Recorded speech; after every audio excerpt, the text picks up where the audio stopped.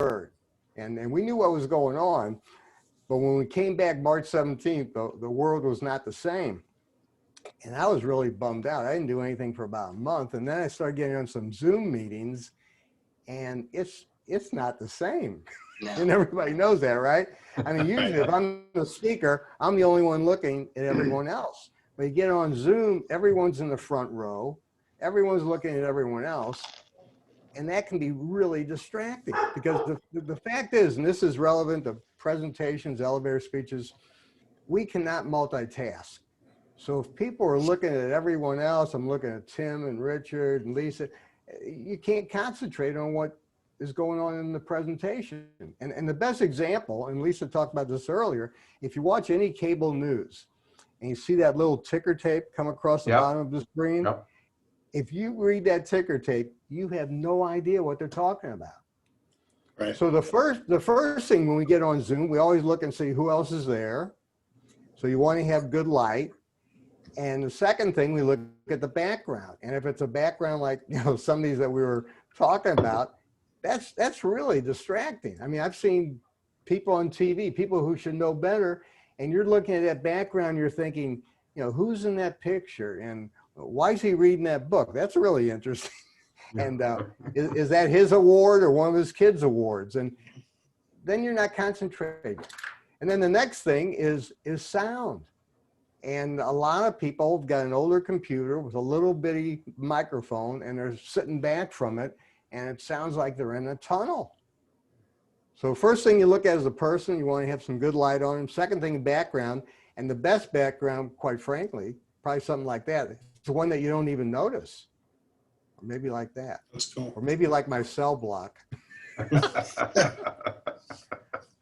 All, you know, you're all members of the Church of the Second Chance, I hope. You know, it was a different Fred Miller. It wasn't me, really. Yeah. But yeah, the backgrounds can be really distracting. So the first thing you want to do is that. So Lisa, should I just talk about elevator speeches, or did you have any specific questions? You know, Fred, elevator speeches and how they relate to Zoom might be just the ticket. And I have hit record because I didn't even realize that it was already 7:30. Okay. Okay, if you just take it away, maybe do a little, I don't know if everybody knows you or you know everyone. Oh, I better give my elevator speech. Yeah, better get in your elevator. Okay, let's see. I'm Fred Miller. I speak, coach, and write about networking, public speaking, and presentation skills. Now, that's a real simple one. That's kind of the Twitter type, and I'll give you some more later. Let me give one more now because that's important. And it's one of the elements you want to have in a good elevator speech. You want to have your unique selling proposition, and you want to have your why. You know, anybody familiar with Simon Sinek, Golden Circle? It's not what you do, it's why you do it. Right? So I would say people, businesses, individuals, and organizations hire me because they want to improve their networking, public speaking, and presentation skills. Hire me is a phrase I really like, and there's a backstory to that. But what hire me says is, yeah, I'm really good at this. I'm proud of it. And you know what? There's some jack connected to it. Because most people say, I work with companies. I help people.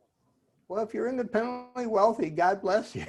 You know, but most people want to, you know, get some work. So hire me is a phrase I love. Now, if you're not comfortable with that phrase, don't use it because that'll come across the way you say it. But there's other things you could say. You could say, people write me checks.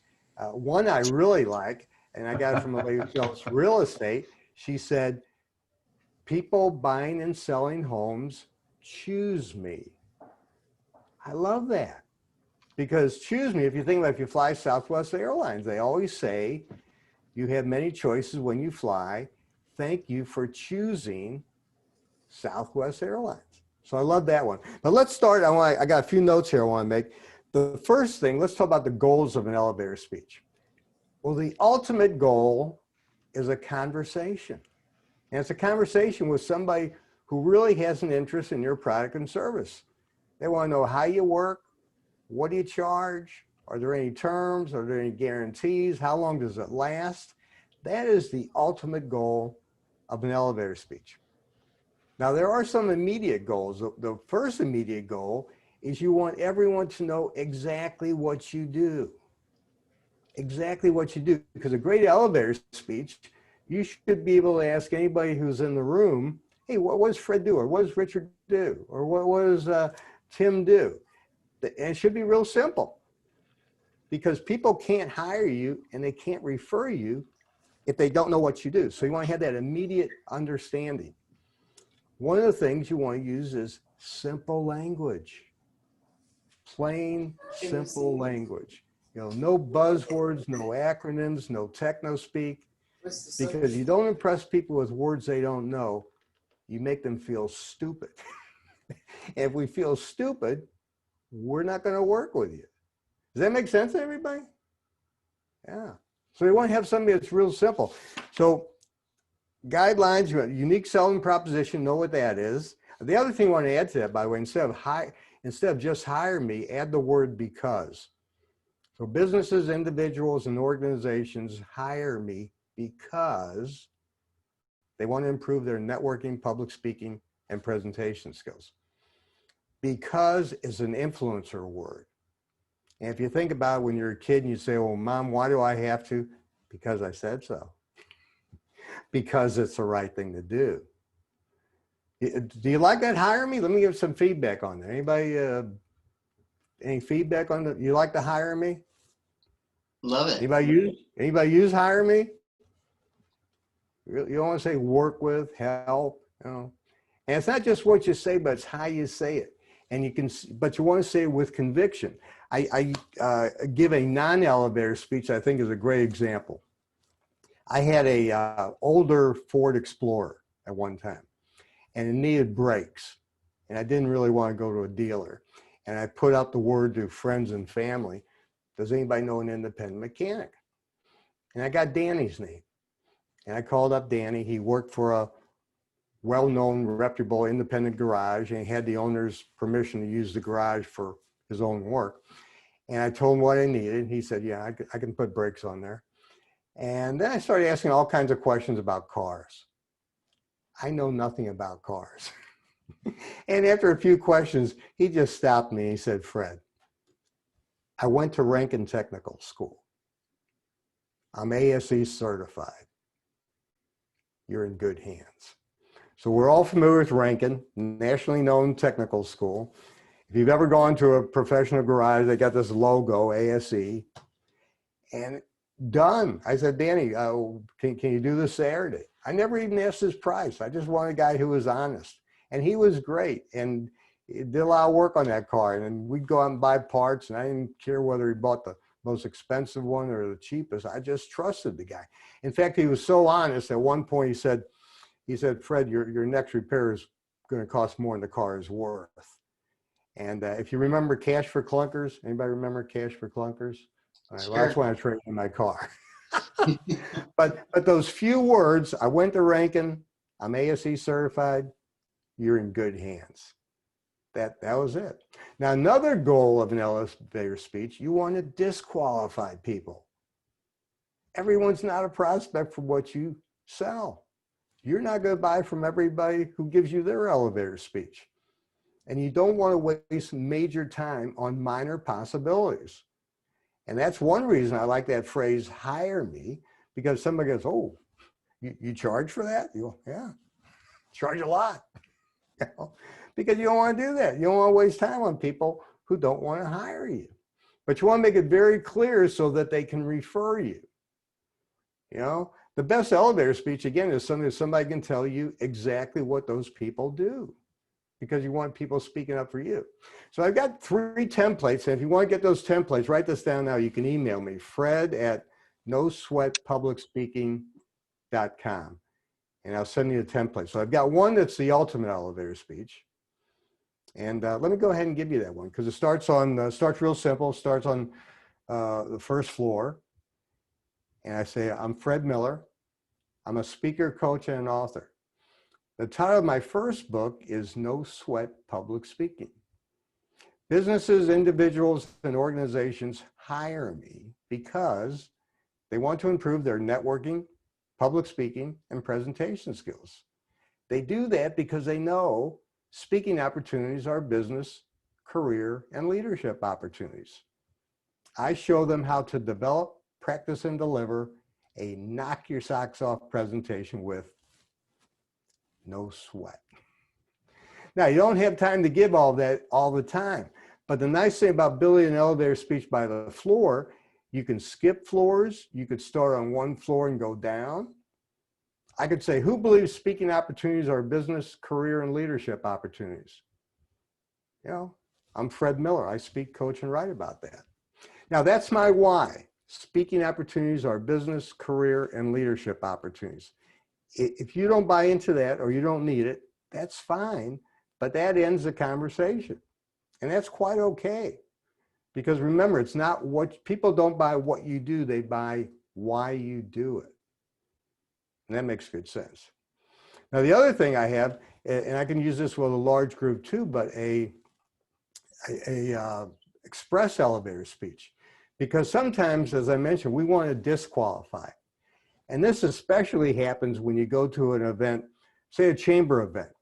Chamber meeting is going to start at noon, and the instructions are to arrive early and network, right? I'll tell you a story. It's all about stories. It was a North County Chamber event, and it was one-on-one. People are networking before the program. And there was a young lady selling replacement windows for older homes. I was very familiar with the manufacturer, very high-end window.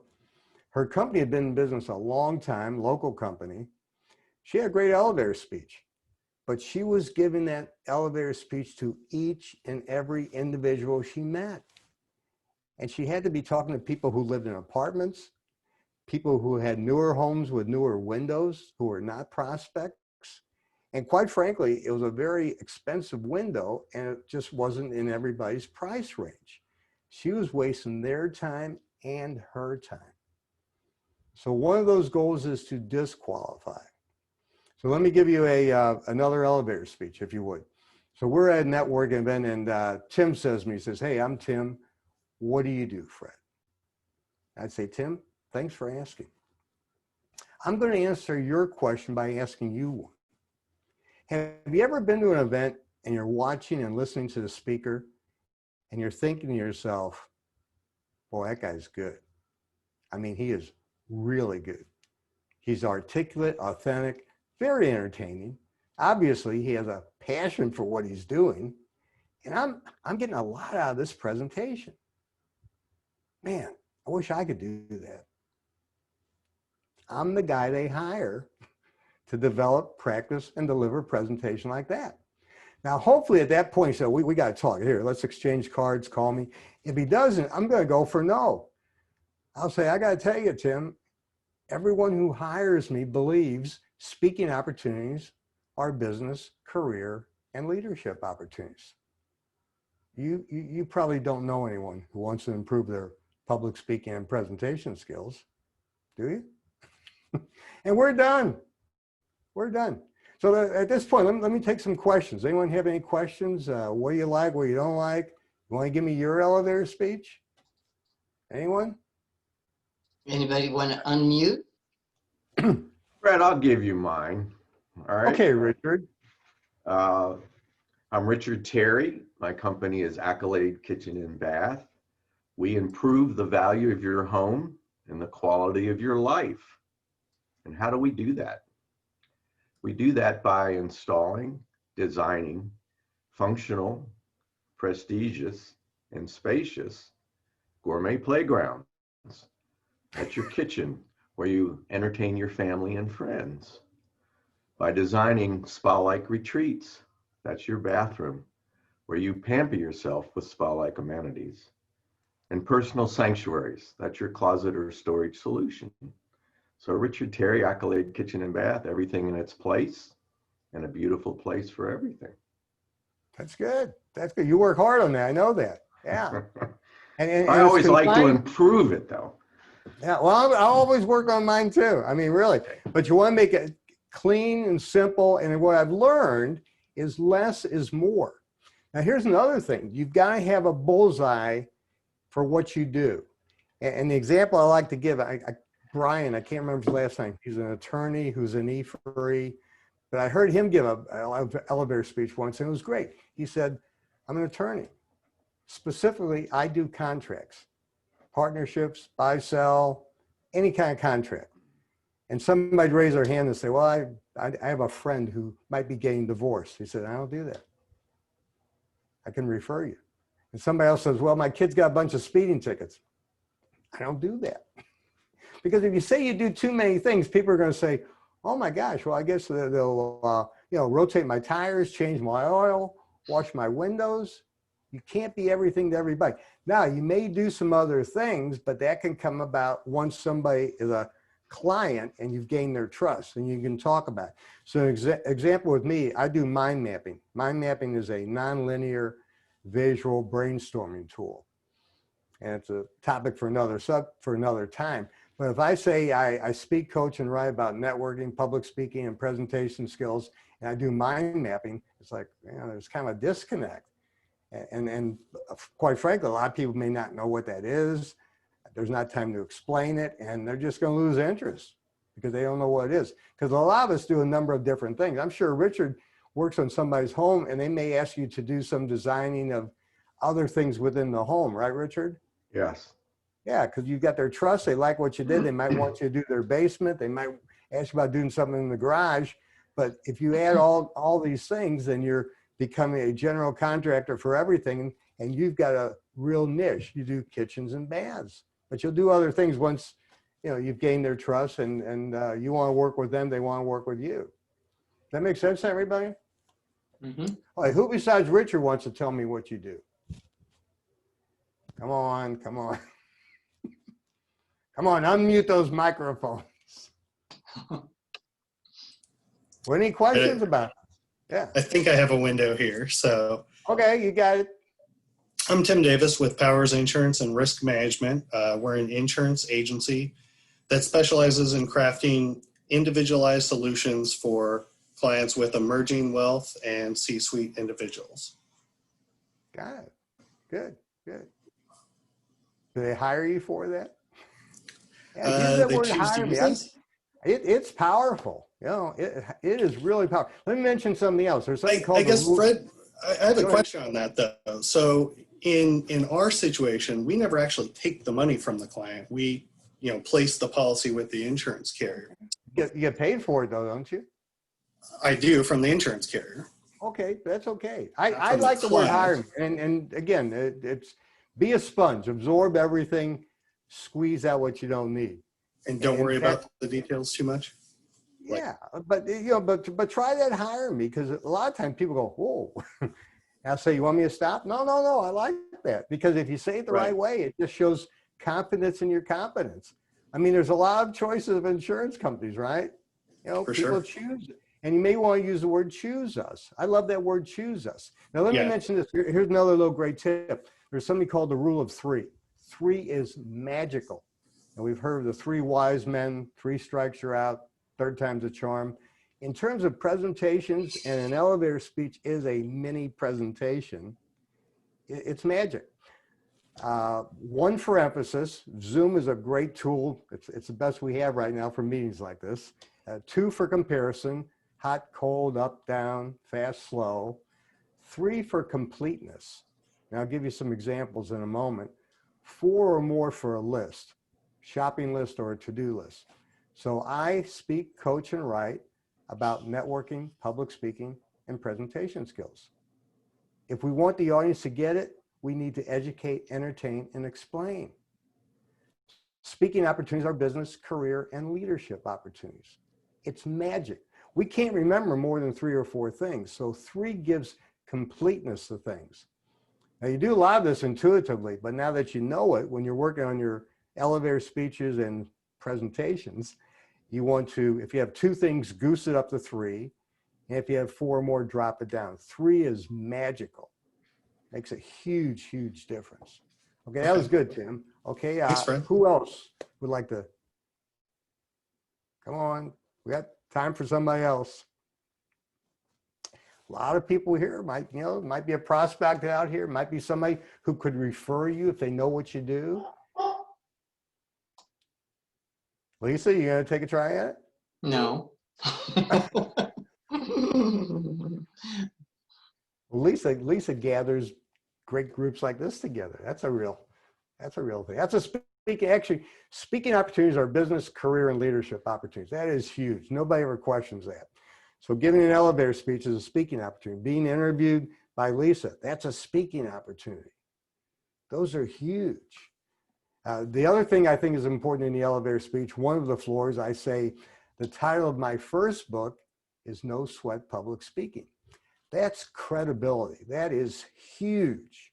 So a suggestion, if you've not written a book, is to say the title of my upcoming book is.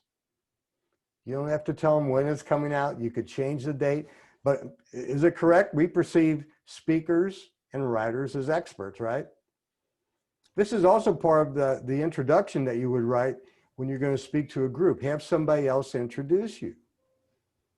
So let me tell you a story because it's relevant to the elevator speeches and speaking. I was speaking to the Fenton Chamber years ago, and I'd written my own introduction. Always write your own introduction because if you don't, they're going to grab your bio. And quite frankly, nobody cares where you went to school except in St. Louis. But the fact that you collect seashells and you got 3 kids, nobody cares. So the introduction answers 3 questions. Why this subject? Why this speaker? And why now? So back to the chamber. So the guy's reading my introduction and he says, and the title of his upcoming book is, you have a book coming out? I said, I do. He goes, wow, that's amazing. I'm telling you, it is huge. It is huge. It just gives you a lot of credibility. But other things too, you might want to put in that elevator speech. You know, if you haven't written a book, but years that you've been in the industry, maybe some specific awards you've won. People want to deal with experts, and it's that credibility step of an elevator speech that makes you an expert.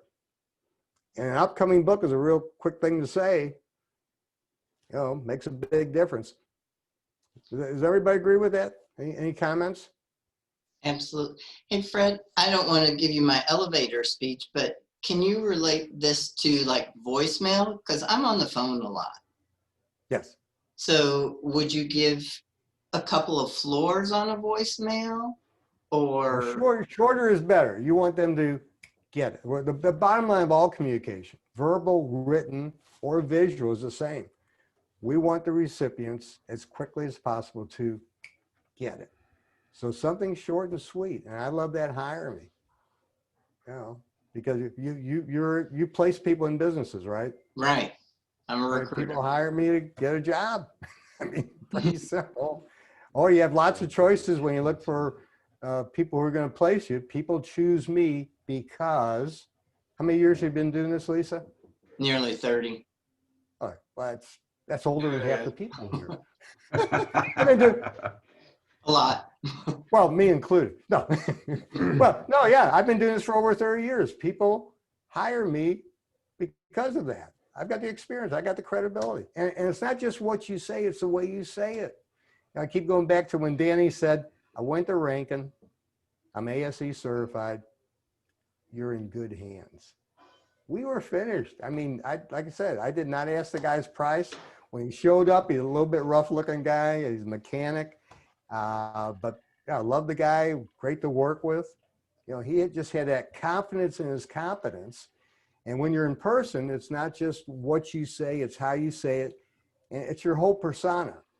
You know, it's the way you stand. It's your enunciation, pronunciation, body language.